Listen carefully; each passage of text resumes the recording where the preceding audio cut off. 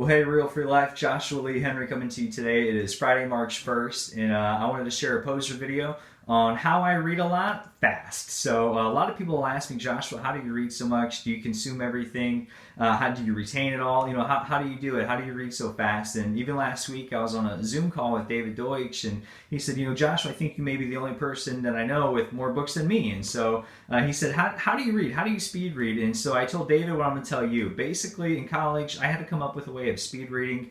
I triple majored in social sciences and had to write a lot of essays on a weekly basis covering all that material, and out of necessity I invented this way of speed reading. I never taken a course, but I have taught it to people and they found it helpful, and so that's my hope for you. To begin with, I study everything on the cover, the front cover, the back cover, the inside flaps, and everything about the author in the bio, and then study the table of contents and begin with the chapter that speaks most relevant to me at the time. So it's the 80-20 rule. 20% of the book is going to have 80% of the material, and anything well written is going to have a strong thesis statement that everything else in the book should support. So most nonfiction books have one good chapter with 4, 5, 6, 7, 8, whatever it is, other chapters supporting that main argument. Once you understand the main argument, then you know that everything else is it's supplemental. And so the book that I read today is called The Center Brain by Steve Adams. I try to read a book a day. I put an hour on my timer and just ruthlessly go through it. I bend pages back, I highlight, I take notes, I underline.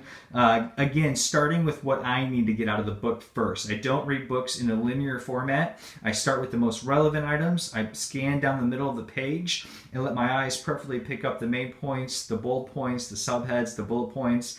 And basically when I'm done with the book, I take notes on a sheet of paper, put the notes in the middle of the book. That way I have it for reflection next time.